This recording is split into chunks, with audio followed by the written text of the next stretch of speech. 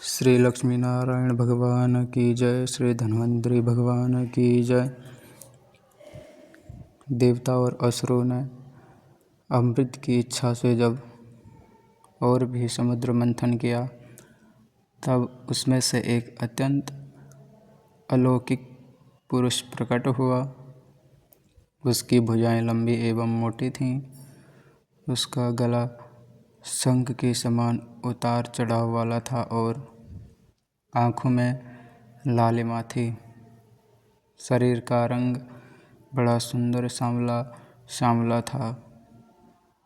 गले में माला, अंग अंग सब प्रकार के आभूषणों से सुसज्जित, शरीर पर पीतांबर, कानों में चमकीले मणियों के कुंडल, चौड़ी छाती, तरुण अवस्था, सिंह के समान पराक्रम, अनुपम सौंदर्य, चिकने और घुंघराले बाल लहराते हुए उस पुरुष की छवि बड़ी अनोखी थी। उसके हाथों में कंगन और अमृत से भरा हुआ कलश था। वह साक्षात विष्णु भगवान के अंशांश अवतार थे।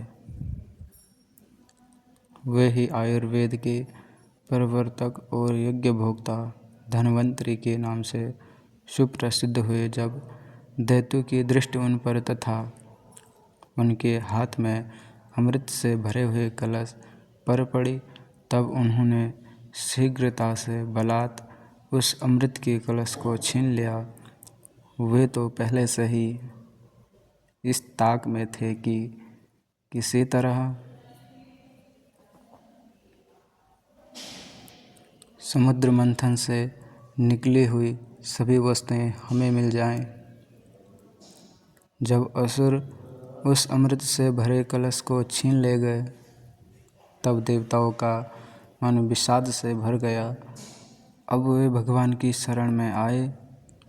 उनकी दीन दशा देखकर भक्त वांछा कल्पतरु भगवान ने कहा, देवताओं, तुम लोग खेद मत करो। मैं अपनी माया से उनमें आपस की फूट डालकर अभी तुम्हारा काम बना देता हूँ। परीक्षित, अमृत लोलुप दैत्यों में उसके लिए आपस में झगड़ा खड़ा हो गया। सभी कहने लगे, पहले मैं पीऊँगा, पहले मैं पीऊँगा, तुम नहीं। उनमें जो दुर्बल थे, वे उन बलवान दैत्यों का विरोध करने लगे, जिन्होंने कलश छीनकर अपने हाथ में कर लिया था। वे ईर्ष्यावश धर्म की दुहाई देकर उनको रोकने और बार बार कहने लगे कि भाई, देवताओं ने भी हमारे बराबर ही परिश्रम किया है, उनको भी यज्ञ भाग के समान इसका भाग मिलना ही चाहिए। यही सनातन धर्म है। इस प्रकार इधर दैत्यों में तू मैं हो रही थी और उधर सभी उपाय जानने वालों के स्वामी चतुर शिरोमणि भगवान ने अत्यंत अद्भुत और अवर्णनीय स्त्री का रूप धारण किया। शरीर का अंग नीलकमल के समान श्याम एवं देखने ही योग्य था। अंग प्रत्यंग बड़े ही आकर्षक थे। दोनों कान बराबर और कर्ण फूल से सुशोभित थे। सुंदर कपोल, ऊंची नासिका और रमणीय मुख। नई जवानी के कारण स्तन उभरे हुए थे और उन्हीं के भार से कमर पतली हो गई थी। मुख से निकलती हुई सुगंध की प्रेम से गुनगुनाते हुए भौरे उस पर टूट पड़ते थे, जिससे नेत्रों में कुछ घबराहट का भाव आ जाता था। अपने लंबे केश पाशों में उन्होंने खिले हुए बेले के पुष्पों की माला गूंथ रखी थी।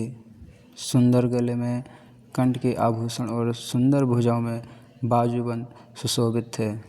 इनके चरणों के नुपुर मधुर ध्वनि से रुनझुन कर रहे थे और स्वच्छ साड़ी से ढके नितंब द्वीप पर शोभायमान करधनी अपनी अनूठी छटा छिटका रही थी। अपनी सलज्ज मुस्कान, नाचते हुए दृश्य भौएं और विलास भरे चितवन से मोहिनी रूपधारी भगवान दैत्य सेनापतियों के चित्त में बार बार कामोद्दीपन करने लगी।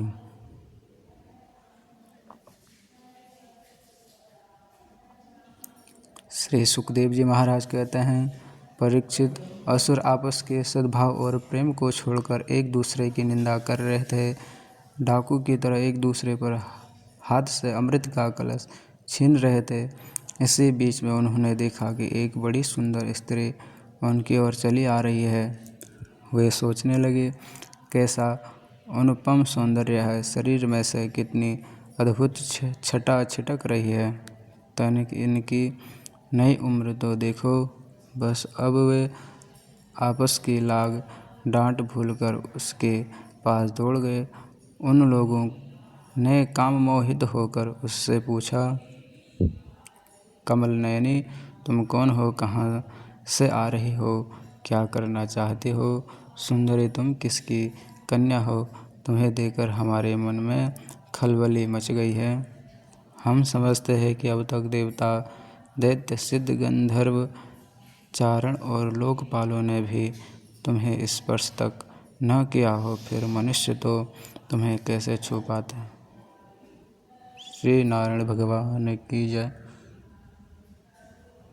श्री धन्वंतरि भगवान की जय।